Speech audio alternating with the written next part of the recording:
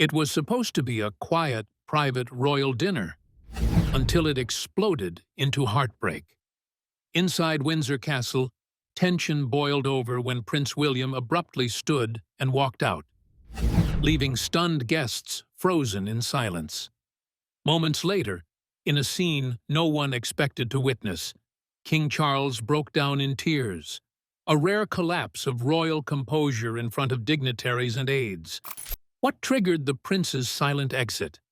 And why did it shatter the king so deeply? This wasn't just a family moment.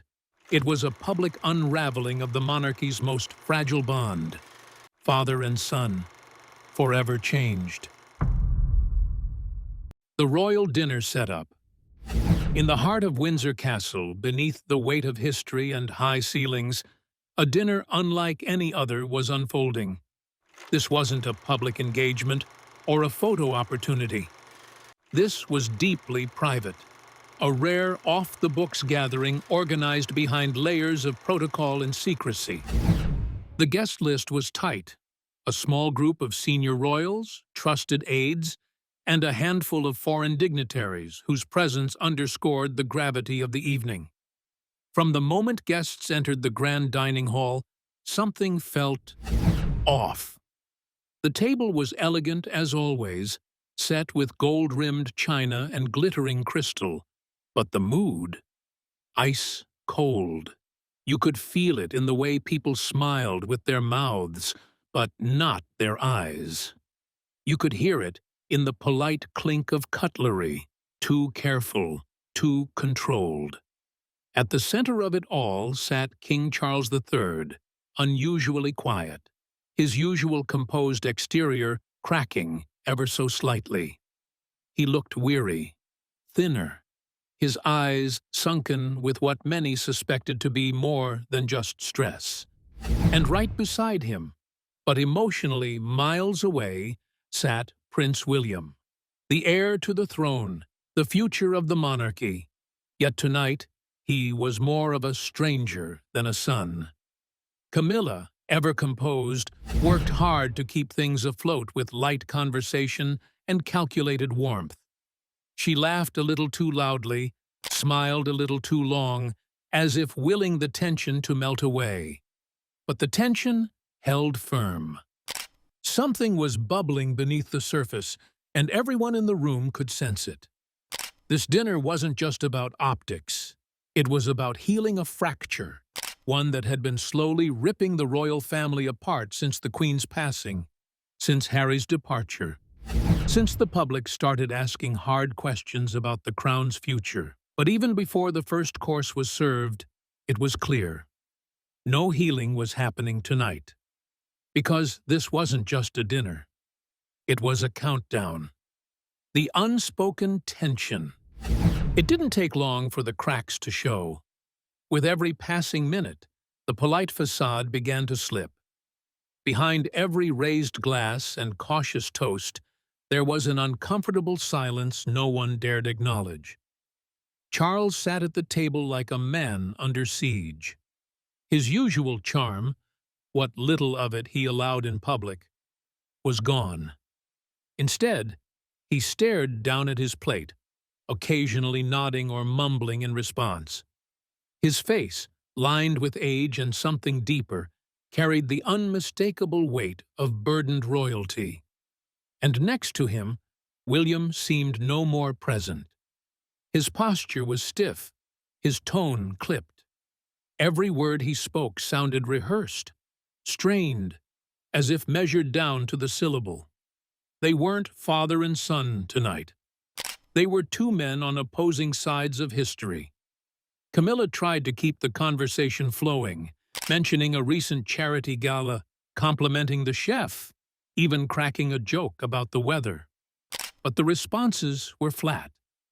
She glanced between Charles and William like a nervous referee at a match that was already turning violent, even if no blows had yet been thrown. Staff noticed it first. The way William avoided looking at his father. The way Charles would sigh each time he caught a glimpse of his son's rigid expression. Even the foreign dignitaries, normally oblivious to royal subtext, picked up on it. This wasn't awkward tension.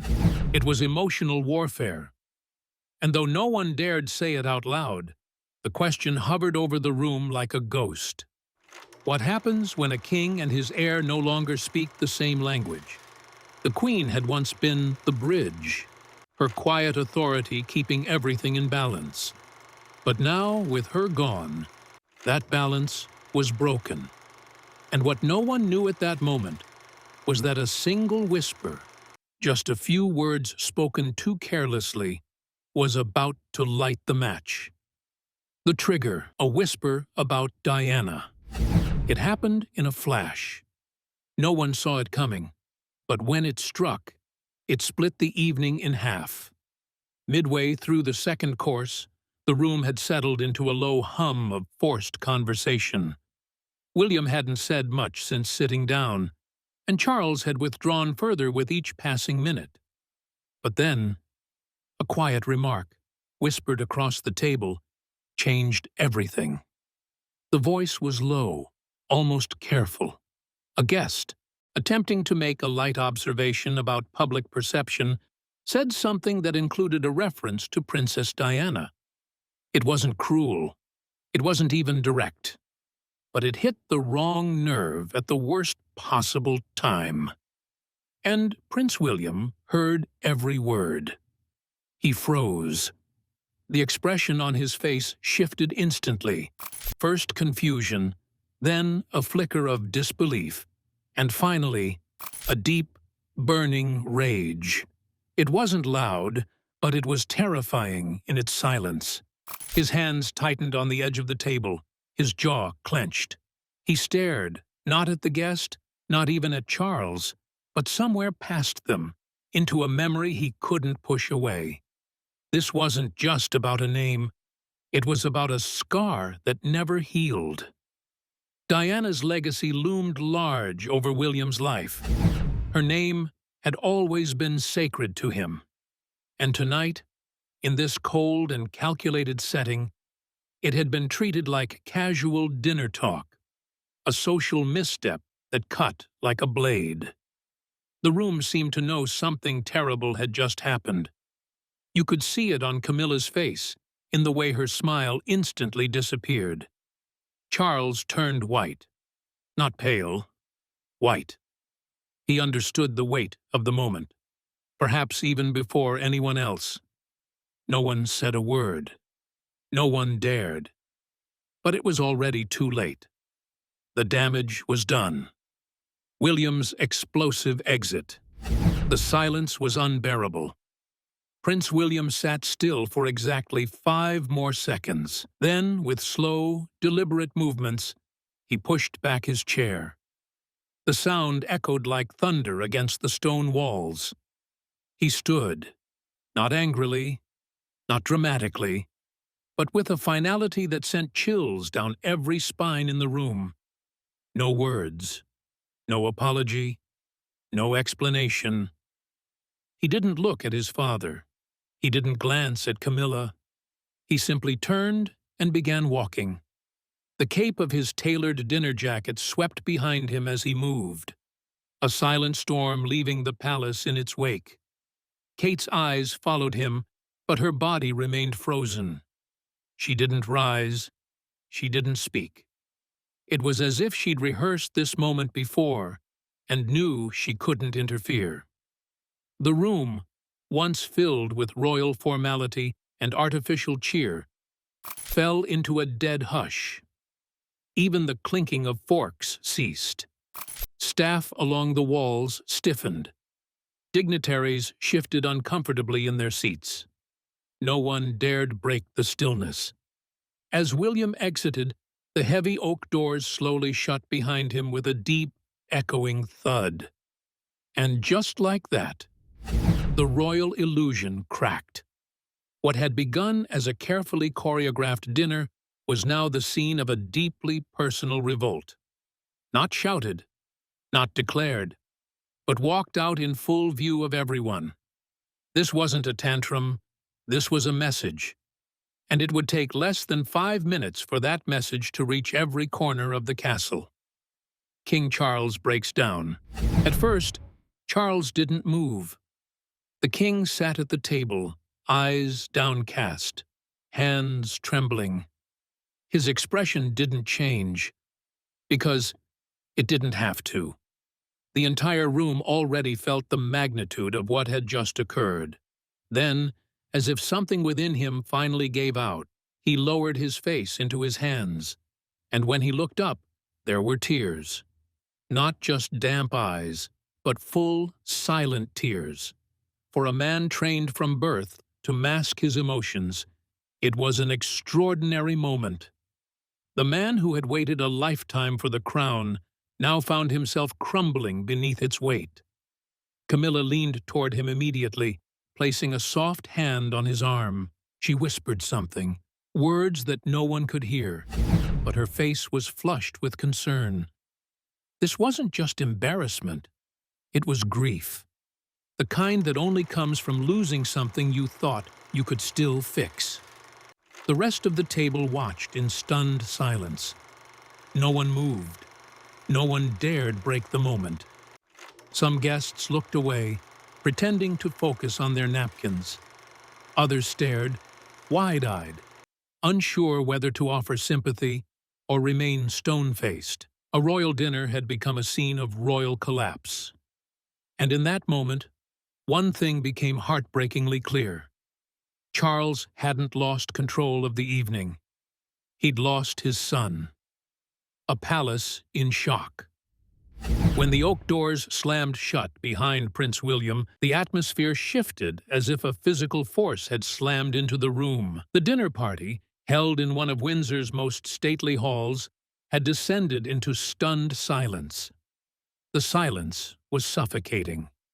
A hush fell so heavy it nearly smothered the gasps of the remaining guests.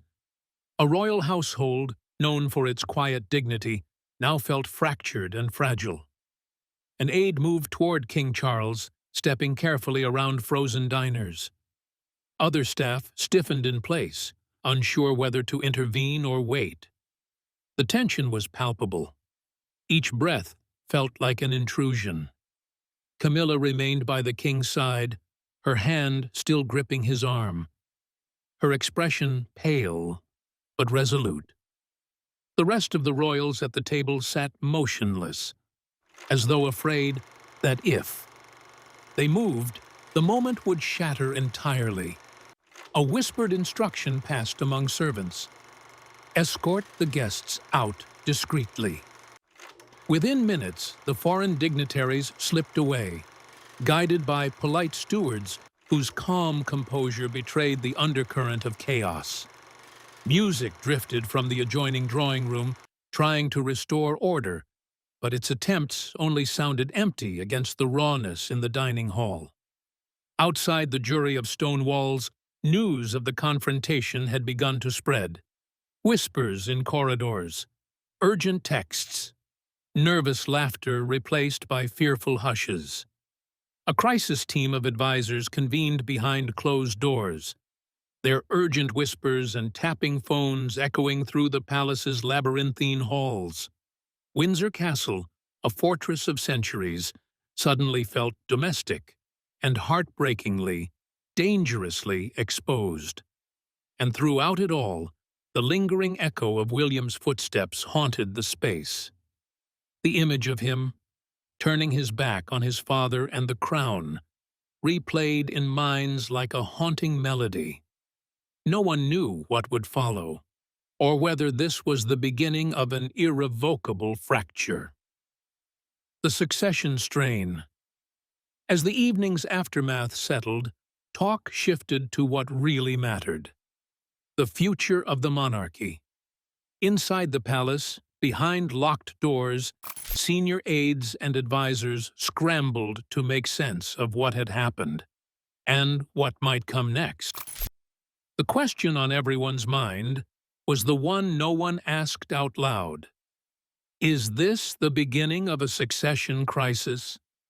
For months, there had been speculation swirling around King Charles's health. Rumors of fatigue, of secret hospital visits. whispers that Charles might be struggling more than the public knew. None of it had been confirmed. Yet tonight's dramatic moment, caught on camera, suddenly made those whispers feel uncomfortably real. William's exit had the tone of a protest, not a rebellion. Yet, within palace walls, colleagues worried he was demanding transparency. What did he already know? What did he want to know? Was he preparing the public for an earlier-than-planned ascension? Every advisor began charting out scenarios, each one more unnerving than the last. The crown itself was under strain. The world watched, cameras poised, social media waiting to pounce. A regal institution built on tradition now found itself facing the uncertain tides of public sentiment, and a son demanding answers. What had once been a seamless transition now reeked of potential scandal. Meanwhile, William, retreating to Norfolk, maintained an eerie silence. His team issued no statements. He flew back with no escort, no cameras, no words. It was a quiet that screamed, a silence that challenged the palace authority. The message was clear. He would not go quietly. And that was all it took to send waves through royal circles. Yet even as the palace scrambled, one simple negotiation remained. Between father and son, between crown and crown prince, a struggle for control that might decide the fate of the entire monarchy. A deepening father-son rift. The next morning, Windsor's ancient corridors were heavy with the memory of the previous night, a memory now etched into palace lore. Conversations in hushed tones spread faster than wildfire, aides speaking in guarded whispers, cleaning staff exchanging anxious looks. Portraits lining the hall, eerily silent witnesses to modern royal drama. Charles and William hadn't spoken since that explosive dinner moment. The image of William walking out, a royal heir rejecting his royal father, had been seared into everyone's memory. And in private, those closest to the royals described a divide so deep that it felt almost impossible to bridge. From Charles's perspective, it was a betrayal, not just of him as a father, but of decades of guidance and legacy. He had placed the future of the monarchy in his son's hands.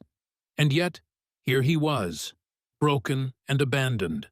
For a man whose identity was both bound by blood and crown, it was a wound that bled both emotionally and politically. William, on the other hand, saw his actions as a stand for integrity. The careless mention of Diana, a woman whose memory he had protected with fierce loyalty, had crossed every boundary he thought existed. He demanded accountability, not just for the dinner slip, but perhaps for what he perceived as a pattern of secrecy throughout Charles's reign. And that demanded a public statement, a confrontation so bold it could not be ignored. Talk now whispered through royal advisers. Could the damage be repaired? Or was this the tipping point? Could a scandal like this push the monarchy into a painful transformation or collapse? The institution might survive, but the bond between its two leading figures seemed irreparably fractured. For now, both men sat in their separate worlds, the king in his. Chambers at Windsor, William in the relative tranquility of Norfolk. Their shared history now felt like a bridge burning behind them, a tragedy unfolding beneath the public eye. Camilla's role behind the scenes. In the midst of this storm, Queen Consort, Camilla found herself navigating treacherous waters. She had tried to maintain peace at the dinner table, but the fallout had placed her squarely at the center of palace scrutiny. Her influence was no secret. Her office had quietly grown stronger over the years. But this latest crisis brought renewed eyes on every word she spoke and every action she took. To the public, she remained calm, supportive, whispered consolation where whispers were needed. But inside, she worked tirelessly to mend what had been shattered. She convened advisors, drafted messages, reached out, always measured, always controlled. Yet each effort was shadowed by speculation. Had she tried to influence succession planning? Was William right to view her as an obstacle? Yet, for all the doubt cast her way, Camilla was determined to be the architect of reconciliation. She boarded private jets to Norfolk, delivered letters of olive branches, and maintained constant contact with aides on both sides. To her inner circle, this was more than damage control. It was a mission, a crisis threatening not just a family, but the crown itself. Whether the healing she attempted would take root or further provoke resentment remained uncertain. But one thing was clear: Camilla was no passive figure. In this unfolding drama, she had become a key player, one whose influence might hold the key to either peace or deeper conflict. Media and public reaction. As dawn broke, so did the headlines. National newspapers splashed stark images of Charles wiping tears across the table. Live streams dissected the moment William rose and left. The evening's private drama was now global spectacle. On social media, hashtags #WilliamWalks and Charles breaks dominated. The public's reaction split sharply. Some poured sympathy on William, applauding his loyalty to Diana's memory. Others rallied behind Charles, mourning the loss of unity and dressing the moment in royal tragedy. Commentators warned that this could unravel the monarchy's image, that a crown still tight on one head might not be enough if the fabric beneath was worn thin. Every televised pundit, every royal writer, every influencer weighed in. A crisis meeting was convened behind palace walls, but its outcome remained unknown, even to those crafting the headlines. This wasn't just a moment of tension. It was a turning point. Royal watchers began asking, where would this end? Was the monarchy splintering before our eyes, or merely entering a new chapter of modern vulnerability? The palace spokesman offered a brief statement. Private matters, no further comment. But the public wanted more. When silence followed storm, uncertainty became the loudest message of all. The Queen's absence felt deeply. As the royal household scrambled to contain the fallout, there was one unspoken truth that haunted every corridor of Windsor. Queen Elizabeth II was no longer here, and her absence had never felt more profound. Under her reign, moments like this would have been handled with poise, discipline, and airtight discretion. She had mastered the art of keeping royal wounds behind palace walls. Family tensions were dealt with swiftly, quietly, and most importantly, out of public view. But tonight had been different. With the Queen gone, so too was that unshakable sense of order. What had once been a monarchy bound tightly by her silent authority now appeared exposed, uncertain, even vulnerable. The Queen had been the glue, the matriarch, the quiet force that held her family and her country together. And without her, those invisible bonds had begun to fray. For Charles, it must have been a cruel reminder. He had stepped into a role he waited for all his life, only to find the throne heavier than he imagined. And now, with his son walking out, his kingdom watching, and the world reacting in real time, the grief of losing his mother intertwined with the grief of a family unraveling. Palace insiders whispered about the Queen constantly in those hours after the dinner. She would have never let it go this far. She would have spoken to William by now. She would have calmed the king. Her presence, though absent, loomed large, an echo of discipline and dignity. public reaction mirrored those feelings. News channels replayed old clips of the Queen diffusing tension during past crises. Columnists wrote of her steadiness, her silence, her mastery in crisis control. Without her, the monarchy now looked uncertain, even unstable. The shield was gone, and the wounds were now visible. It was no longer just about a dinner gone wrong. It was about what her passing had left behind. A power vacuum not just of leadership, but of heart. And that absence, more than anything else, may have been what cracked the silence wide open. What happens next for William? While Windsor tried to regain its composure, Prince William disappeared from view. No public appearances, no statements, no social media posts, just silence. A silence that, given the circumstances, said more than words ever could. He had reportedly returned to Anmer Hall in Norfolk, where his team shut down media inquiries and limited contact with the palace. Aides whispered of an emotional withdrawal, a need to process what had happened, away from the spotlight, away from expectation. But others saw it differently. This wasn't just retreat, it was strategy. For William, this moment wasn't just about hurt. It was about power. And by walking out without a single word, he had seized the narrative. The public wasn't just watching the king now, they were watching the prince. Every camera turned toward him. Every article speculated about what he might say next. And still, he said nothing. Back in Windsor, senior aides reportedly begged for a reconciliation. Meetings were proposed. Phone calls requested. Messages sent. But each attempt was met with a wall of silence.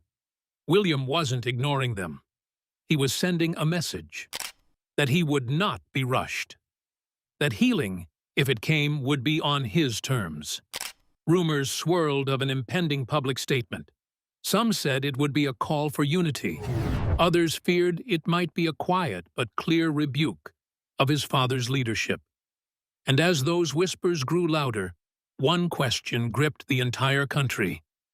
Was this silence the beginning of a new royal doctrine?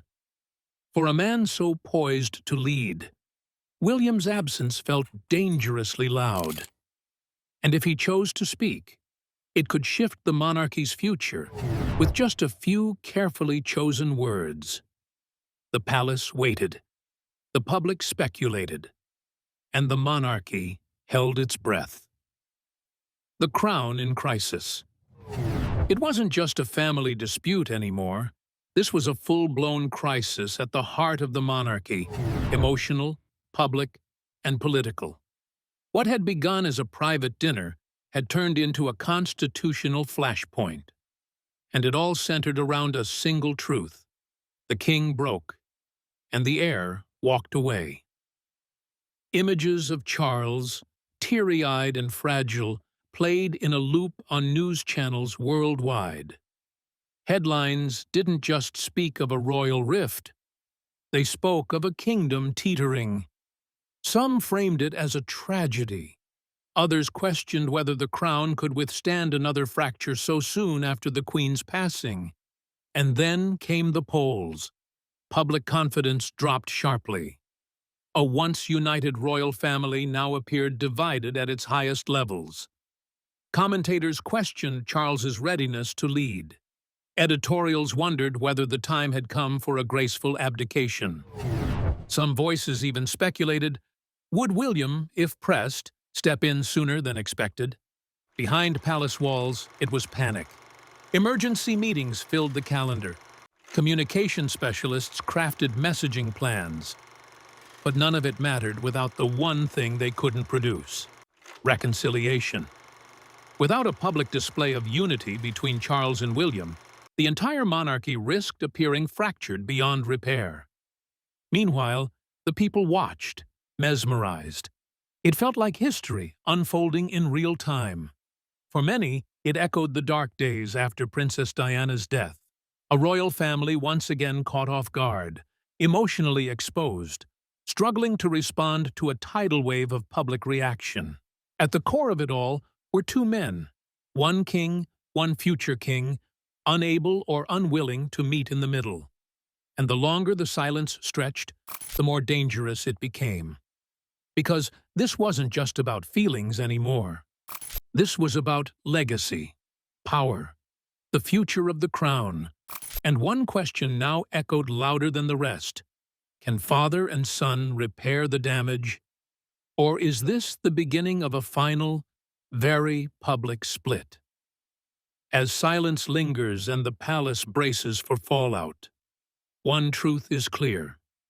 The royal image has cracked. Will father and son reconcile?